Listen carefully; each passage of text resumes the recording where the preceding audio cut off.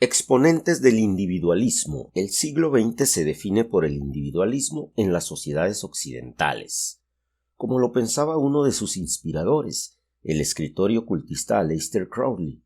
Una vez destruidas las relaciones jerárquicas, lo que quedaba eran los múltiples puntos de vista de una serie de individuos aislados. En la filosofía del individualismo, el centro es el yo, y el yo tiene prioridad sobre la sociedad. Para Crowley, el cristianismo, como el imperialismo, eran un sistema de sumisión a un señor superior. Este señor protegía y salvaba a sus seguidores, pero también los amenazaba con un juicio y un castigo si no se comportaban como les exigía. El cristianismo era un espejo espiritual del sistema político. No es casual que los reyes y emperadores del Sacro Imperio Romano hicieran todo lo posible para imponer esa religión. La religión de Crowley, que él llamó Telema, era un producto de esta nueva era.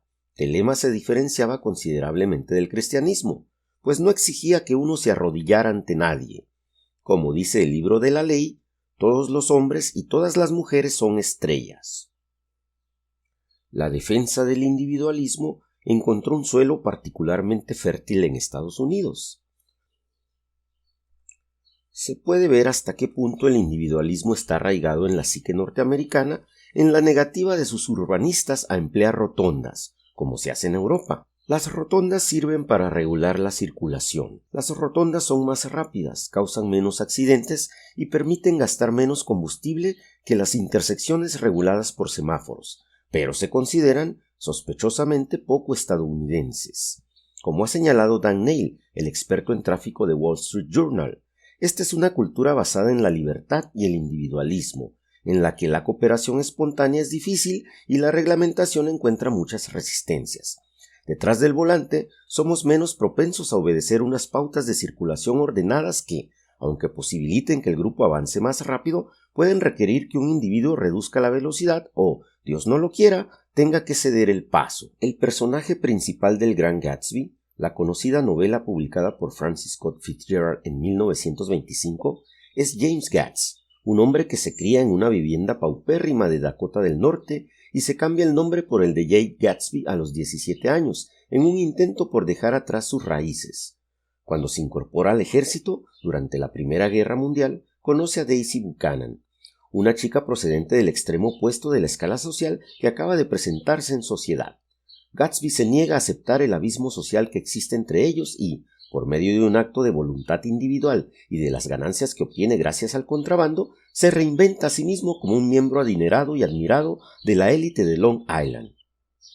A lo largo de la novela, Gatsby mira desde su casa una luz verde que hay al otro lado de la bahía. Esta luz indica el lugar donde está la mansión de los Buchanan, que para él representa a la idealizada clase alta.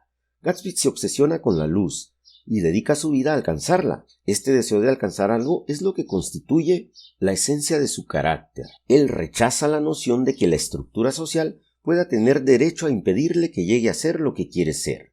Gatsby se niega a aceptar el lugar que le corresponde y a permitir que nadie más determine sus objetivos. Sus sueños, en última instancia, no bastan para que pueda librarse del peso de sus orígenes, pero su dedicación a convertirse en un hombre hecho a sí mismo, a pesar de todo, es una marca de grandeza. Su centro espiritual, como el de Crowley, se halla en su voluntad individual. Ayn Rand es otra de las fundamentalistas del individualismo. Ella nació en San Petersburgo, Rusia. Su padre era un brillante hombre de negocios judío que poseía una farmacia y el edificio en el que se encontraba. Rand, por lo tanto, disfrutó de una infancia próspera y feliz, pero cuando tenía 12 años, en 1917, estalló la Revolución de Octubre. Las propiedades de su padre fueron confiscadas y la adolescencia de Rand fue una época de incertidumbre, desesperación y pobreza. Esto dejó en ella un profundo odio hacia el comunismo, el socialismo o cualquier otra clase de ideas colectivistas que, en su opinión, no eran más que excusas para robar a aquellos que merecían por derecho propio la riqueza. La escritora Ayn Rand no creía que la preocupación por el bienestar de los demás tuviera que suponer un límite para la libertad personal. Su filosofía individualista, que llamó objetivismo, promovía lo que ella llamaba la virtud del egoísmo. Como Crowley, consideraba que su misión era establecer una moralidad poscristiana y novedosa.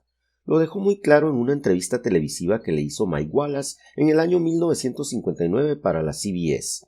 El entrevistador le señaló: «Usted pretende destruir casi todos los elementos estructurales de la actual forma de vida estadounidense. La religión judio-cristiana, el capitalismo regulado por el gobierno, la ley de la voluntad de la mayoría. Hay quien dice que usted desprecia todas las iglesias y el concepto de Dios». ¿Estas críticas son ciertas? Sí, fue la respuesta de Rand. Soy la creadora de un nuevo código moral. A su vez, la filosofía de Rand inspiraría a Anton LaVey, el fundador de la Iglesia de Satán. LaVey fue el autor de la Biblia satánica, el texto más influyente del satanismo contemporáneo, que vendió más de 1 millón de ejemplares. Pero Rand también tuvo admiradores en las comunidades cristianas y empresariales de la derecha estadounidense, además de entre los satanistas. Ronald Reagan, el expresidente de Estados Unidos, fue uno de ellos. Alan Greenspan, que ocupó durante 19 años el puesto de presidente de la Reserva Federal, era miembro de su círculo íntimo.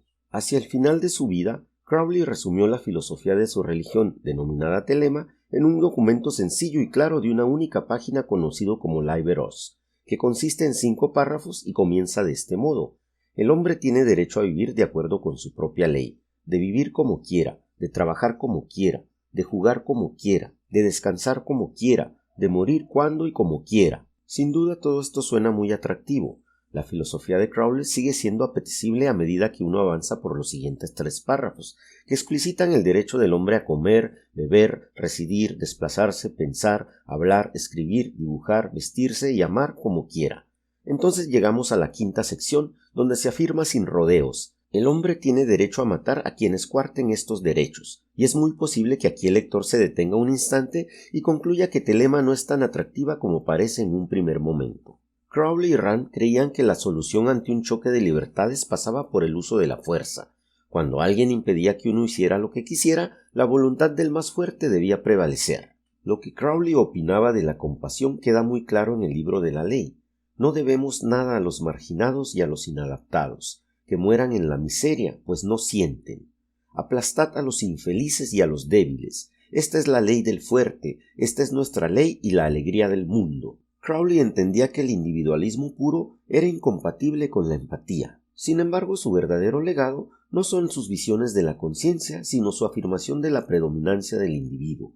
Este es el motivo por lo que la BBC lo incluyó en la lista, confeccionada en 2002, de los 100 británicos más importantes de todos los tiempos. Por eso The Beatles lo incluyeron en una portada de sus discos. Por eso influyó en grupos como Led Zeppelin, Black Sabbath y The Rolling Stones. Crowley quería ser recordado como el profeta de la gran religión de su tiempo. En el censo de 2011 del Reino Unido, en el apartado destinado a la religión, 184 personas señalaron que eran telemitas. Hay que considerar ese dato en el contexto de un país en el que 176.000 personas señalaron que su religión era Jedi. Crowley se habría hundido al enterarse de que a la mayoría de la población no le parecía que convertirse en telemita fuera un acto que reflejara su voluntad auténtica.